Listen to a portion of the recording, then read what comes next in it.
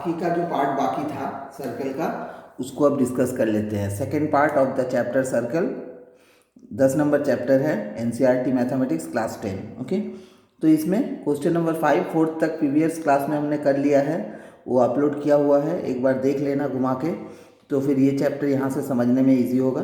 तो चलो, इसमें कुछ एक थोड़ा सा कंस्ट्रक्शन कर लिए हैं। तो इसमें क्या दिया हुआ है, बताया गया है कि प्रूव करना है हमें that the perpendicular at a point of contact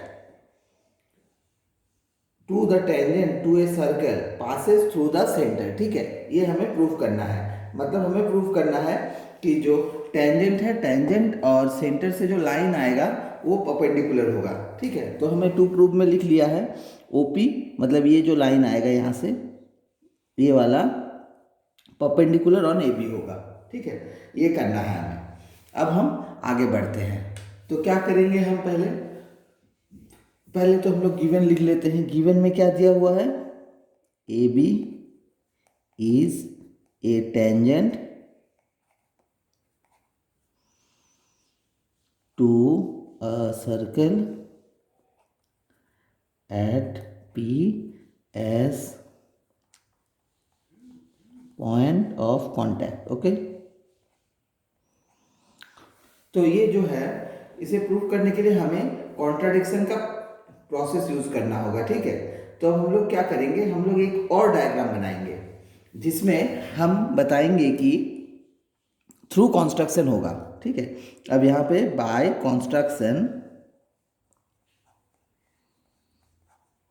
अब क्या कॉन्स्ट्रक्ट करेंगे, हम एक सर्कल बनाएंगे। ये हमारा गिवन है, ये हमारा गिवन है कि ये एक लाइन है और ये एक टेंजेंट है। अब हम एक बनाएंगे, सिमिलर फिगर होगा, सॉरी ये यहाँ पे एक ही पॉइंट होगा,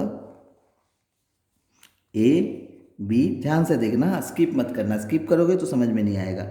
ओ पी, और कहीं एक यहाँ पे दूर में एक पॉइंट ले लेते हैं जिसे हम लोग बोलेंगे 90 degree. By construction,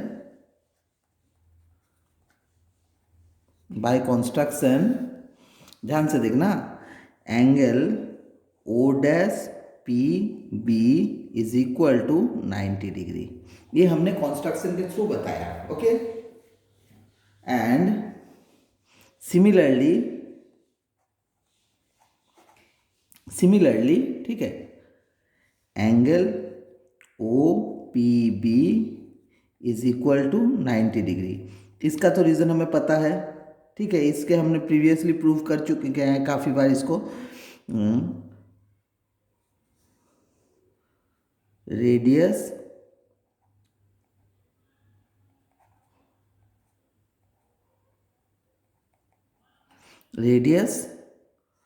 of a circle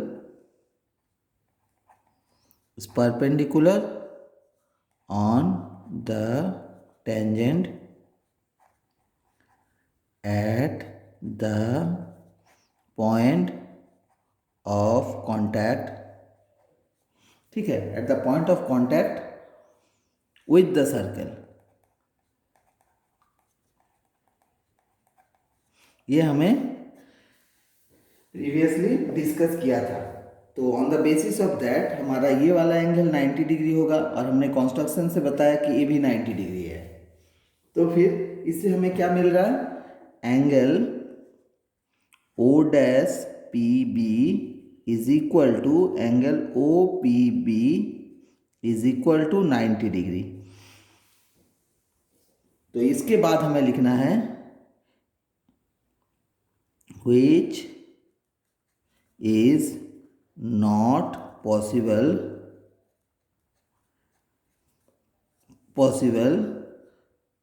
to, which is not possible, ये पॉसिबल नहीं है, क्योंकि एक ही पॉइंट, दो पॉइंट से एक ही पॉइंट में 90 डिग्री का दो एंगल नहीं बन सकता है। So by contradicting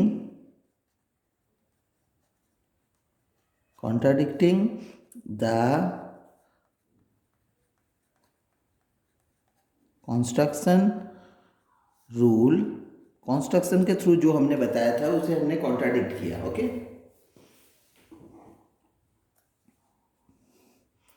so only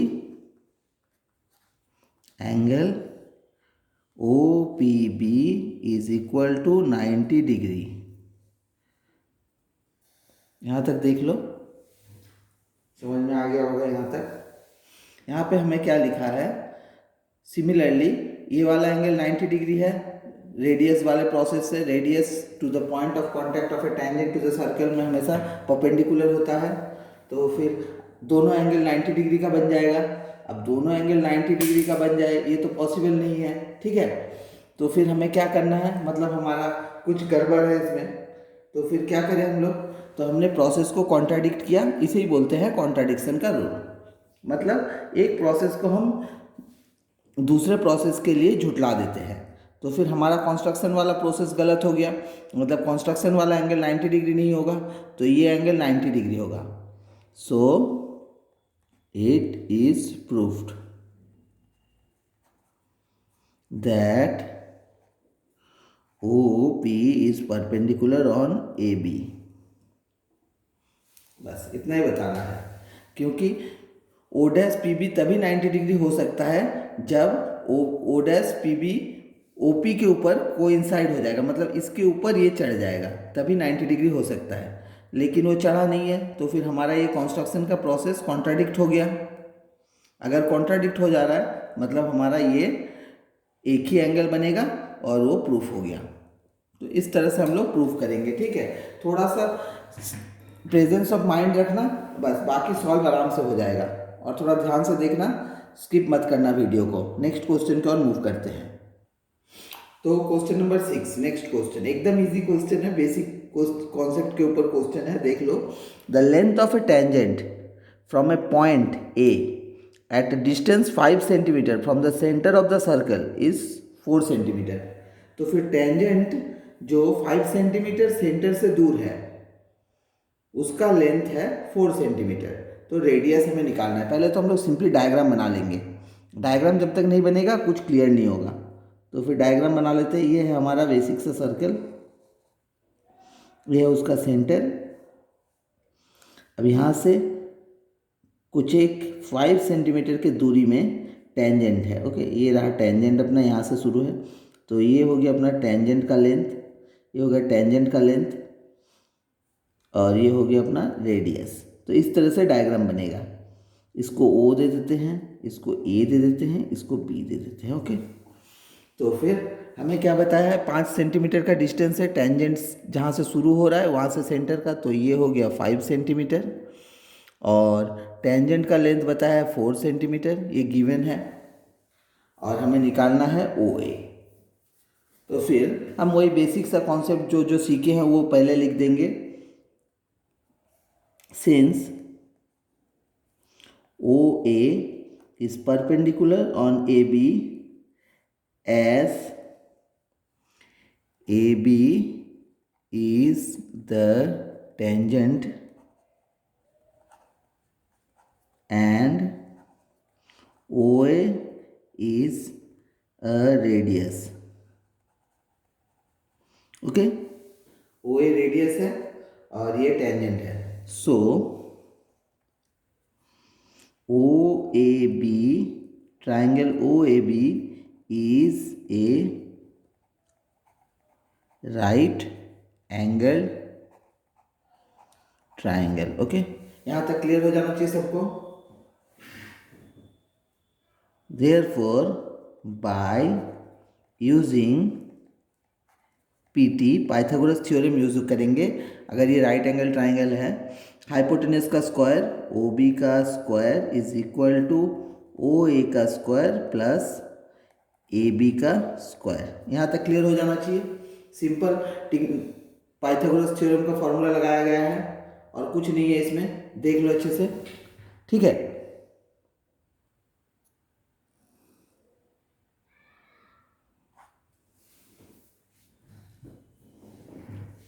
अब हम लोग क्या करेंगे, यहाँ से हम लोग आगे बढ़ते हैं. ठीक है, अब इसका वैल्यूज पुट कर देते हैं डायग्राम से देख के. OB का वैल्यू कितना है 5 का स्क्वायर हो गया इज इक्वल टू ओ ए हमें पता नहीं है, ओ ए का square is equal to plus 4 का स्क्वायर। यहाँ तक क्लियर हो जाना चाहिए, कोई डाउट नहीं होना चाहिए, यहाँ तक एकदम सिंपल कॉन्सेप्ट है। चलो फिर क्या हो रहा है, 25 minus 16 is equal to O A का स्क्वायर। यहाँ तक क्लियर है सबको। O A is equal to root over of 9 that is equal to plus minus 3। तो since distance pardon, length can't be negative, so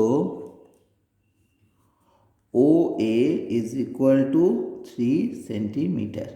ये हो गया हमारा वैल्यू, क्वेश्चन सॉल्व हो गया। ठीक है, एकदम सिंपल क्वेश्चन है, थोड़ा सा प्रेजेंस ऑफ माइंड रखना बस हो जाएगा। चलो मूव करते हैं क्विकली नेक्स्ट क्वेश्चन की ओर। नेक्स्ट क्वेश्चन क्या है, टू कॉन्सेंट्रिक सर्कल्स, मतलब एक के अंदर एक with a radius of 5 centimetre and 3 centimetre, find the length of the chord of the larger circle which touches the smaller circle. मतलब डायग्राम पहले बनाएंगे तब क्लियर होगा, तो फिर डायग्राम बना लेते हैं। कॉन्सेंट्रिक सर्कल्स मतलब एक सर्कल ये रहा, दूसरा सर्कल 5 सेंटीमीटर वाला सर्कल ये रहा। ओके, यहाँ तक क्लियर हो जाना चाहिए। ये हो गया हमारा सेंटर ओ। तो फिर क्या बता रहा है कि लार्जर सर्कल का जो कॉर्ड होगा वो स्मॉलर सर्कल को एक पॉइंट पे टच करेगा। मान लो ये पॉइंट पे टच कर रहा है, ये हो गया अपना डायग्राम। ठीक है, तो फिर इसका लेंथ निकालना है, इसे हम लोग ए बी ले लेते हैं। इसका लेंथ हम लोग कैसे निकालेंगे, तो फिर ध्यान से देखो, लार्जर सर्कल का जो कॉर्ड है वो स्मॉलर सर्कल का टेंजेंट बन गया है। ये हमारा 3 सेंटीमीटर का सर्कल है, ये 3 सेंटीमीटर, और ये वाला बड़े वाले सर्कल का रेडियस है मतलब 5 सेंटीमीटर। ठीक है, तो यहाँ तक सबको समझ में आ जाना चाहिए डायग्राम। तो फिर हमें यहाँ पे कुछ वर्ड में लिख देना होगा कि ए बी इज कॉर्ड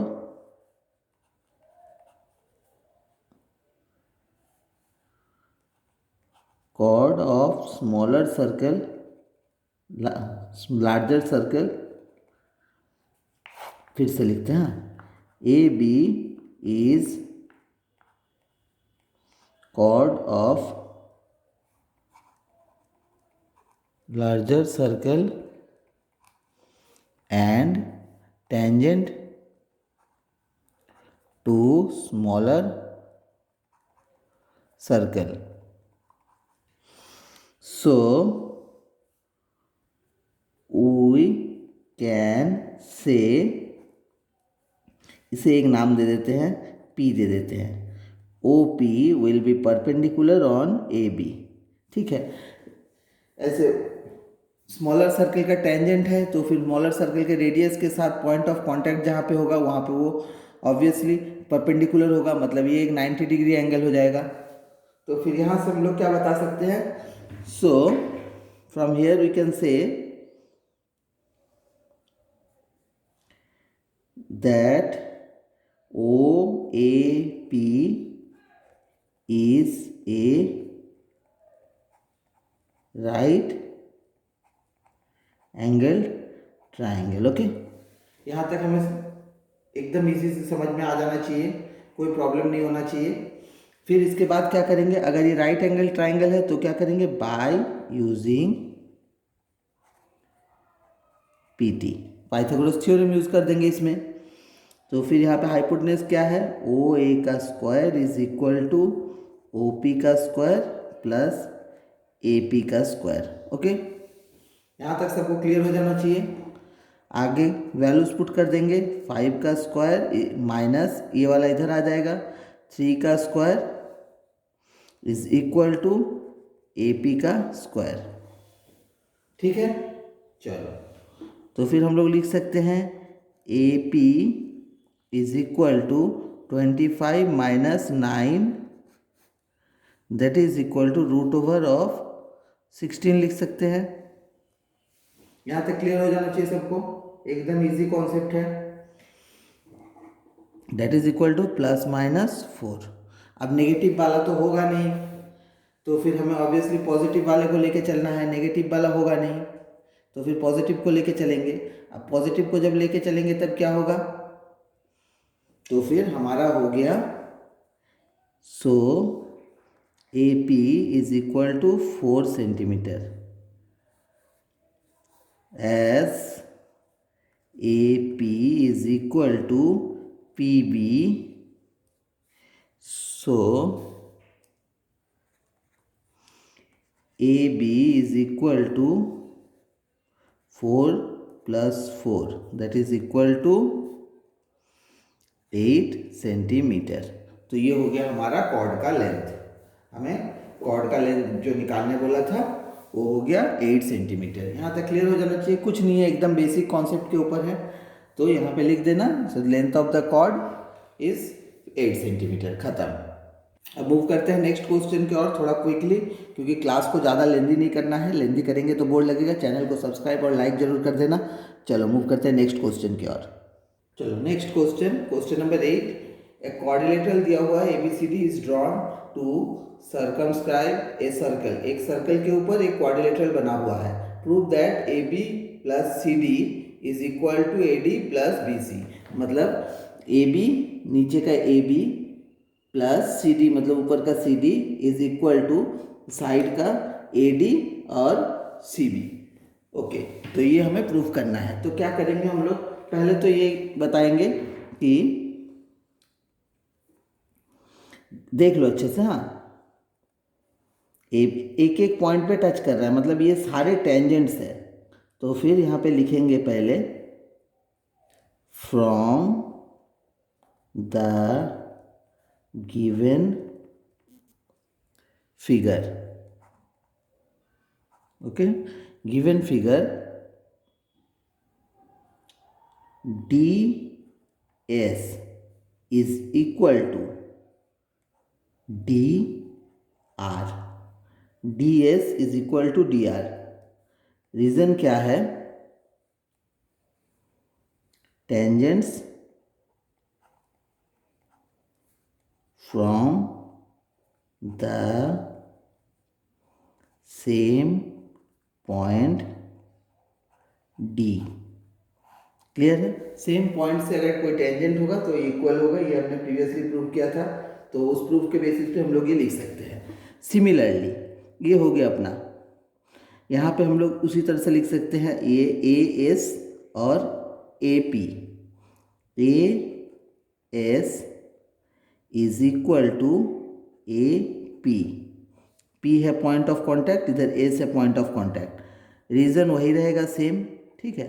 तो फिर ये हो गया अपना दूसरे इक्वेशन का रीजन। ये हो गया अपना इक्वेशन नंबर 1, ये हो गया अपना इक्वेशन नंबर 2। ओके, अब तीसरा क्या है, ध्यान से देखना, स्किप मत करना, वीडियो स्किप करोगे तो समझ में नहीं आएगा। इतना कॉम्प्लिकेटेड लग रहा है पर एकदम इजी क्वेश्चन है। उसी तरह से हम लोग क्या करेंगे, BQ ये वाला पॉइंट ऑफ कांटेक्ट है Q is equal to BP। यहां तक क्लियर हो जाना चाहिए, ठीक है। इसका भी रीजन वही रहेगा। ये हो गया अपना इक्वेशन नंबर 3। चौथा इक्वेशन बनेगा, ये वाला टेंजेंट और ये वाला टेंजेंट भी इक्वल होगा। CQ is equal to CR। ये भी सेम रीजन है, tangents from the same external point. और ये हो गया 4th नंबर। यहाँ तक चारों क्लियर हो जाना चाहिए, एकदम बेसिक कॉन्सेप्ट के ऊपर है, इसीलिए ये लोग है। सो बाय एडिंग 1 2 3 एंड 4, चारों को ऐड करेंगे। अब राइट हैंड साइड वाले को राइट हैंड में रखते हैं, D S plus A S, अच्छे से देखना, स्किप मत करना, plus B Q plus C Q is equal to, ध्यान से देखो, हाँ ऊपर से लिख रहे हैं D R plus A P plus B P plus C R. यहाँ तक क्लियर हो जाना चाहिए सबको, एकदम बेसिक कॉन्सेप्ट के ऊपर है, ठीक है। तो चलो अब हम लोग देख लो अच्छे से, ये देखो एक ब्रैकेट बना लेते हैं इसको, ये वाले को, ये वाले को, ये वाले को और ये वाले को। तो फिर डी एस और ए एस, डी एस और ए एस को हम लोग लिख सकते हैं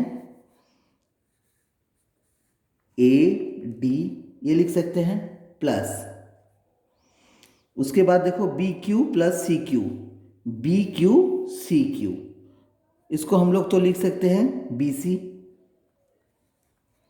इज इक्वल टू, इधर देखो D R plus A P, A D R sorry B Q plus D R plus A P नहीं होगा, ए एस होगा, ये वाला पी वाला है, ठीक है, एस होगा। यहां तक क्लियर हो गया है सबको? ये जैसा है वैसा ही रहेगा, P, okay, D S plus D P. तो फिर हमने यहाँ पे ब्रैकेट थोड़ा गलत ले लिया, इसको और इसको ब्रैकेट में लेंगे, इसको और इसको ब्रैकेट में लेंगे, ओके। तो फिर डी आर और सी आर को जब एक साथ करेंगे, डी आर और सी आर को एक साथ करेंगे, मतलब बन जाएगा डी सी प्लस, उसी तरह से बी पी और ए पी को एक साथ करेंगे, बी पी, ये रहा अपना, देख लो अच्छे से, बी पी ए पी मतलब हो गया ए बी। तो फिर यही हमें प्रूफ करना था, C D plus A B, ये वाला प्रूफ है, देखो, हेंस प्रूफ्ड। थोड़ा सा के लिए कंफ्यूज हो जा रहे हैं, तो थोड़ा धीरज से करना और मतलब थोड़ा शांत मस्तिष्क लग के करना, ओके, तो फिर गलती नहीं होगा। बी कूल एंड काम। चलो मूव करते हैं नेक्स्ट क्वेश्चन की ओर, ज़्यादा टाइम वेस्ट नहीं करेंगे क्योंकि काफ़ी सारे क्वेश्चन है और इसी क्लास में सारे खत्म करने हैं, ओके। नेक्स्ट क्लास में नया चैप्टर शुरू करेंगे। चलो मूव करते हैं नेक्स्ट क्वेश्चन की ओर। Okay, next question, question number 9। इसमें दिया हुआ है, एक डायग्राम दिया हुआ है, बताया है कि एक्स वाई एक टेंजेंट है और एक्स डैश वाई डैश एक टेंजेंट है और दोनों पॉइंट ऑफ कांटेक्ट है पी और क्यू, पी क्यू एक डायमीटर बन जा रहा है, ओके। तो फिर हमारा ये एंग हो गया और एक तीसरा टेंजेंट है ए डी, इस टेंजेंट का जो है इसके ऊपर एक एंगल बना हुआ है, उस एंगल का वैल्यू 90 डिग्री हमें निकालना है, बस इतना ही प्रूफ करना है, मतलब ये एंगल 90 डिग्री बताना है हमें, ओके। चलो तो कैसे करेंगे स्टार्ट, ध्यान से देखना, कुछ नहीं है, एकदम कॉम्प्लिकेटेड नहीं है, आराम से देखते जाओ, समझ में आ जाएगा। तो फिर पहले तो हम लोग एक कॉन्स्ट्रक्शन करेंगे छोटा सा, ये रेडियस को यहाँ से पॉइंट ऑफ कांटेक्ट से ज्वाइन कर देंगे, मतलब ये एंगल 90 डिग्री बन जाएगा, ये एंगल 90 डिग्री बन जाएगा, ओके। इतना क्लियर हो जाना चाहिए सबको, ठीक है। चलो तो फिर अब क्या होगा, अब हम लोग पहले दो ट्राइंगल को कॉन्ग्रुएंट करेंगे, ट्राइंगल ओ पी ए और ओ सी ए, ये दोनों ट्राइंगल को लेते हैं, in triangle O P A and triangle O C A, ये दोनों ट्राइंगल को ले लिए। इनमें क्या होगा, O P is equal to O C, radius of same circle, ठीक है। दूसरा क्या है, O A is common side, दूसरा हो गया। और तीसरा क्या होगा, A P is equal to A C, tangents from an exterior point. Okay, तो यहाँ तक क्लियर हो जाना चाहिए सबको। सो bye SSS congruency,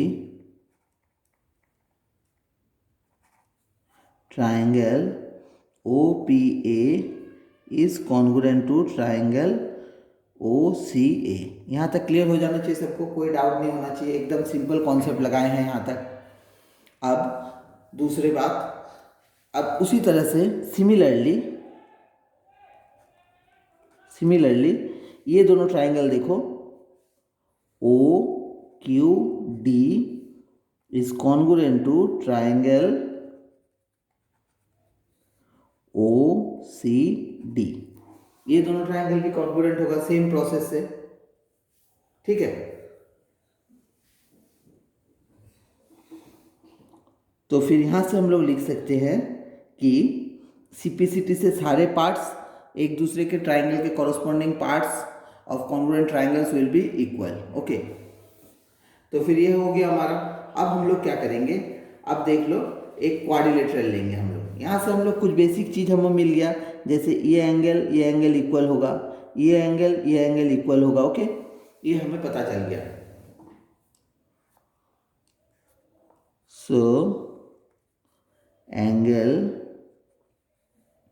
OAP is equal to angle OAC, and दूसरे ट्राइंगल में ODQ is equal to angle ODC। ठीक है, यहाँ तक क्लियर हो जाना चाहिए सबको। इसका रीज़न क्या है, बाय CPCT का मतलब है corresponding parts of congruent triangle. Okay, तो यहाँ तक क्लियर हो गया है सबको। अब मूव करते हैं थोड़ा आगे, धीरे धीरे जाएंगे। अब हम लोग ले लेते हैं कंसीडरिंग क्वाड्रिलेटरल ले रहे हैं PQDA। इस क्वाड्रिलेटरल को हम लोग ले रहे हैं PQDA, इस क्वाड्रिलेटरल को। ओके, अब ये एंगल दोनों तो 90 डिग्री है क्योंकि ये टेंजेंट के ऊपर रेडियस है। ठीक है, तो फिर यहाँ पे हम लोग क्या लिखेंगे, एंगल OP, ध्यान से देखना, OPA मतलब OPA ये वाला एंगल, और क्या लिखेंगे, या फिर QPA ये वाला angle, plus angle PQD plus angle QDA plus angle PAD, ये चार angle. Okay, is equal to 360 degree. अब ये दोनों का वैल्यू हमें पता है 90, 90, 180 डिग्री। तो फिर ये उधर 180 डिग्री चला जाएगा, बचेगा हमारा इधर दो और angles, angle QDA plus angle PAD is equal to 360 degree minus 180 degree, that is equal to 180 degree. यहाँ तक 180 डिग्री आ गया। यहाँ तक देख लो, एकदम क्लियर हो जाना चाहिए, यहाँ तक कोई डाउट नहीं होना चाहिए, एकदम बेसिक कॉन्सेप्ट है यहाँ तक। ओके, अब हम लोग नेक्स्ट स्टेप की ओर मूव करेंगे।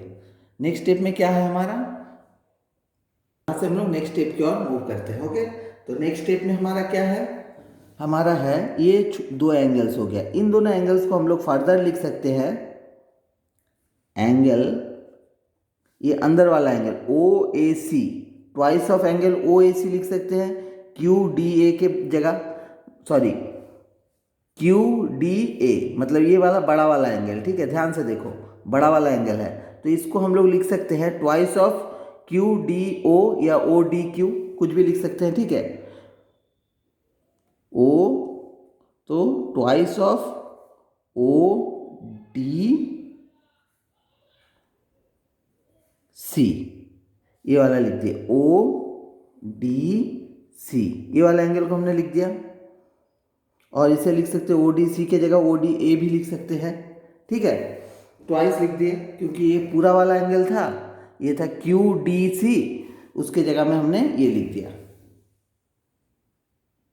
ठीक है, यहाँ तक क्लियर है सबको। सिमिलरली दूसरे वाले का भी लिख सकते हैं, ट्वाइस ऑफ, ये अंदर वाला एंगल का ट्वाइस लिख सकते हैं, OAC,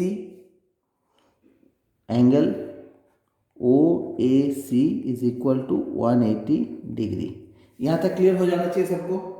देख लो, यही थोड़ा स्टेप, थोड़ा गूगली वाला स्टेप हो सकता है, बाकी और कुछ नहीं है। तो फिर एंगल, इनको अगर हम लोग फर्दर मॉडिफाई करेंगे तो लिख सकते हैं एंगल ODC के जगह में ODA लिख सकते हैं, प्लस एंगल इसे भी लिख सकते हैं OAC के जगह में लिख सकते हैं OAD is equal to 90 degree. ये 2 उधर चला गया, दोनों का कॉमन निकल के। यहाँ तक क्लियर है सबको। चलो, तो फिर अब क्या करेंगे, अब हम लोग ये 2 एंगल्स हमारा 90 डिग्री हो गया, ये वाला एंगल और ये वाला angle.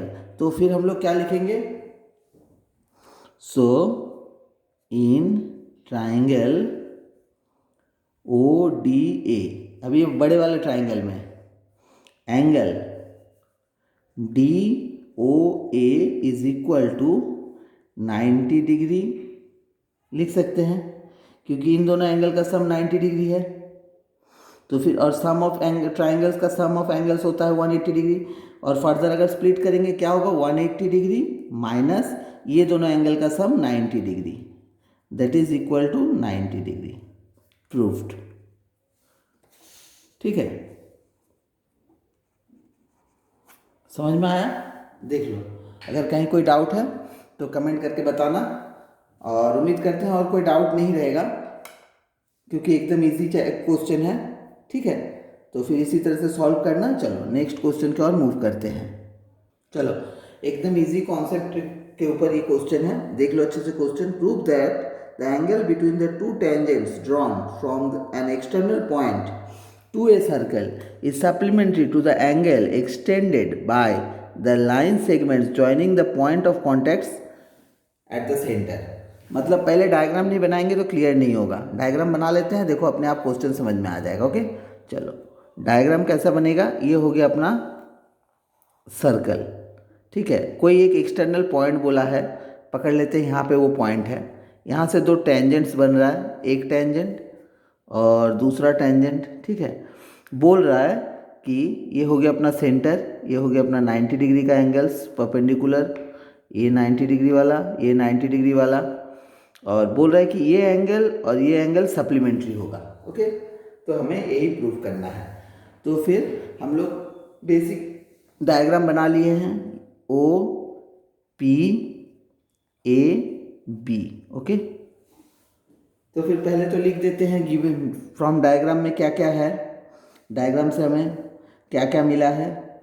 PA and PB are tangents,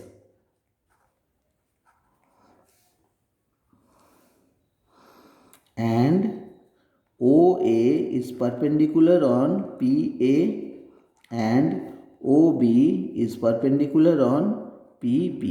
ठीक है, ये हमारा है। So from here, so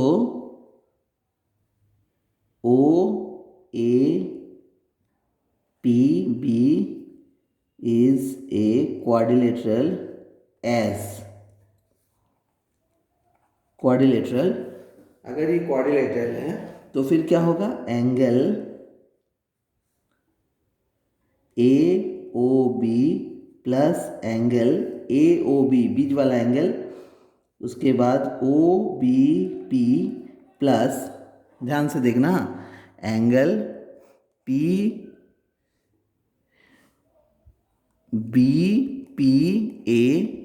plus angle PAO। चारों एंगल लिख लिए, ये वाला पहला एंगल, दूसरा एंगल, तीसरा एंगल, चौथा angle is equal to 360 degree. Quadrilateral का सिंपल रूल है, चारों एंगल का सम 360 डिग्री होगा। ठीक है, यहाँ तक क्लियर हो जाना चाहिए सबको, एकदम बेसिक चीज़ है यहाँ पे। अब यहाँ पे हमें 2 एंगल्स का वैल्यू पता है, एंगल A और एंगल B का। तो ये वाले एंगल का वैल्यू हमें पता है, और दूसरा ये वाले एंगल का वैल्यू हमें पता है 90 डिग्री करके है। तो फिर हमारा बचा क्या, angle A O B plus angle, ये दूसरा वाला एंगल लिख लेते हैं, B P A, B P A is equal to 360 degree minus 180 degree, क्योंकि ये दोनों एंगल 90 डिग्री करके हैं। यहाँ पे लिख देना since angle O B P is equal to angle P A O is equal to 90 degree. Okay, यहाँ तक क्लियर हो जाना चाहिए सबको। फिर अगर ये हो जाएगा तो फिर हमारा क्या आ जा रहा है, angle A O B plus angle B P A is equal to 180 degree. ठीक है, यहाँ तक क्लियर हो जाना चाहिए। तो फिर हम लोग लिख सकते हैं, यही हमें प्रूफ करने दिया था कि दोनों एंगल का सम सप्लीमेंट्री होना चाहिए, हेंस प्रूफ्ड। एकदम छोटा सा प्रूफ है, बस थोड़ा सा प्रेजेंस ऑफ माइंड रखना है। ओके, चलो नेक्स्ट क्वेश्चन की ओर जल्दी से मूव करते हैं क्योंकि क्लास काफ़ी लेंदी हो जा रहा है। ओके, चलो ये थोड़ा सा लंबा होगा क्वेश्चन, ठीक है, आराम से देखना, समझ में आ जाएगा, कोई प्रॉब्लम नहीं है। चलो तो फिर इसमें क्या है, prove that a parallelogram circumscribe a circle is a rhombus. एक सर्कल के ऊपर जो पैरेललोग्राम होगा वो हमेशा रोम्बस होगा। देखते हैं, डायग्राम बनाते हैं पहले। ये हो गया अपना सर्कल। ओके, अब इसके ऊपर अगर हम लोग रोम्बस बना पैरेललोग्राम बनाते हैं,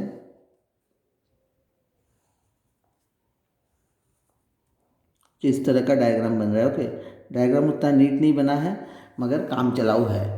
A B C D P Q R S. Okay, यहाँ तक क्लियर है सबको। तो फिर इस डायग्राम को सिंपली देखो, तो बताया गया है कि क्वेश्चन में ये पैरेललोग्राम है, तो हम लोग बता सकते हैं ऑपोजिट साइड्स इक्वल होगा। A B is equal to, A B is equal to C D and A D is equal to B C. ये क्लियर है? ठीक है, चलो अगर ये क्लियर है मतलब आगे कोई प्रॉब्लम नहीं होना चाहिए। चलो मूव करते हैं नेक्स्ट क्वेश्चन के, सिंपली इसके आगे स्टेप में यहाँ पे लिख देना है as A B C D is a parallelogram. Okay, ये एक पैरेललोग्राम है। तो फिर अब हम लोग लिखेंगे A S is equal to A P. Reason क्या है, अभी थोड़ी देर पहले क्वेश्चन सॉल्व किए उसमें हमने रीजंस डिस्कस किया था। टेंजेंट्स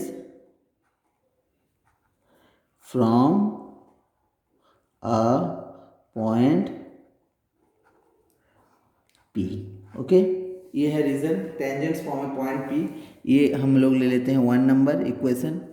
सिंपली दूसरा क्या होगा, इधर वाला देख लो, D S is equal to D are.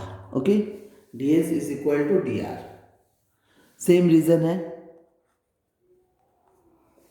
यहां तक क्लियर हो गया है, tangents from the same point D. चलो सिमिलरली आगे जब करेंगे तब क्या होगा, ध्यान से देखना।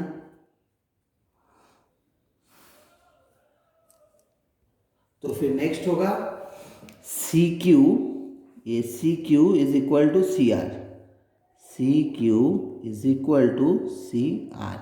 रीजन वही है, from starting point C. Okay, ये हो गया दूसरा इक्वेशन, ये हो गया अपना तीसरा इक्वेशन। और चौथा इक्वेशन भी उसी तरह से बनाएंगे, B Q is equal to B P. Okay, इसका भी वही हो गया फ्रॉम बी पॉइंट से। ये हो गया अपना फोर्थ इक्वेशन। ओके, तो यहाँ तक सबको क्लियर हो जाना चाहिए, यहाँ तक कोई डाउट का क्वेश्चन ही नहीं है, एकदम बेसिक चीज़ है।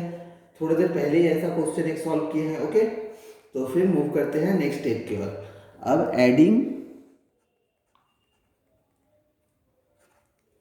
1 2 3 एंड 4, चारों को ऐड करेंगे। ओके, चारों को ऐड करके क्या आ रहा है, AS plus DS plus CQ plus BQ। Okay, यहाँ तक हो गया। अब दूसरा साइड में क्या है, AP plus BP plus CR plus DR। ठीक है, यहाँ तक क्लियर है। अब इसे हम लोग जब सॉल्व करेंगे तो इसे इस तरह से ब्रैकेट करके हम लोग लिख सकते हैं। ओके, ठीक है, यहाँ तक क्लियर है। तो ये हो गया AD plus BC is equal to AB plus CD।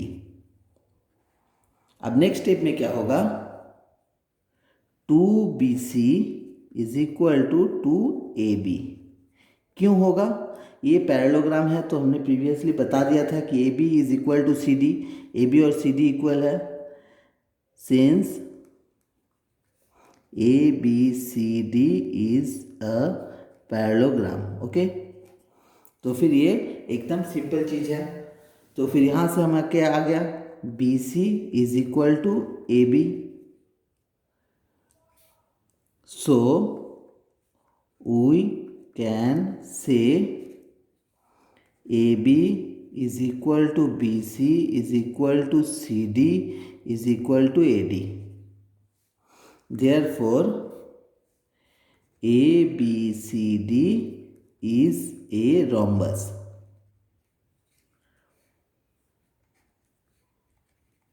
Okay, तो ये हो गया अपना एकदम सिंपल सा प्रूफ। आराम से एक बार देख लो, समझ में आ जाएगा। ऐसा क्वेश्चन 2 सॉल्व करना हो गया इसी क्लास में। एक हमने थोड़ी देर पहले सॉल्व किया था, क्वेश्चन नंबर 7 या 8 था शायद, 7 था शायद, ठीक से याद नहीं है। अब ये एक और क्वेश्चन हो गया। सिंपली हमने कंपेयर कर लिया टेंजेंट वाले रूल से, इन दोनों को इक्वल कर दिया, इनको इक्वल कर दिया। Tangents from the same external point, they are also tangents from the same external point. इसी तरह से चारों को कर दिया। अब चारों इक्वेशंस को हमने ऐड कर लिया। जैसे ही हमने ऐड किया तो हमारा कुछ इस तरह का फॉर्म आ गया। उसी तरह से थोड़ा आगे बढ़े तो हमें पता चल गया कि चारों साइड इक्वल है, मतलब रोम्बस है। तो यहाँ पे हमारा ये क्वेश्चन खत्म हो गया। अब नेक्स्ट क्वेश्चन की ओर मूव करते हैं। ये क्वेश्चंस थोड़ा बेसिक कॉन्सेप्ट में डिस्कस कर लेंगे, फिर हम लोग स्किप करके आगे निकल जाएंगे। ओके, तो इस क्वेश्चन में कुछ खास नहीं है, हमें हीरोज फॉर्मूला यूज़ करना होगा। याद होगा प्रीवियस क्लास में हमने पढ़ा था। चलो, तो फिर इसमें क्या है, देखो अच्छे से। एक ट्राइंगल दिया हुआ है जिसके अंदर एक सर्कल है, उसका रेडियस है 4 सेंटीमीटर, ये रेडियस है 4 सेंटीमीटर। ओके, और बताया गया है कि एक साइड 6 सेंटीमीटर है और एक साइड है 8 सेंटीमीटर। तो फिर हमें क्या निकालना, क्या है, हमें फाइंड करना है AB और AC निकालना है। मतलब ये AC है, ये AB है, ये दोनों साइड हमें फाइंड करना है। तो हमें क्या करना होगा, तो पहले तो हम देख लो, यहाँ पे हम लोग X और Y ले लेते हैं। ठीक है, तो फिर हमारा CD is equal to CX, ये है, इज इक्वल टू 6 सेंटीमीटर।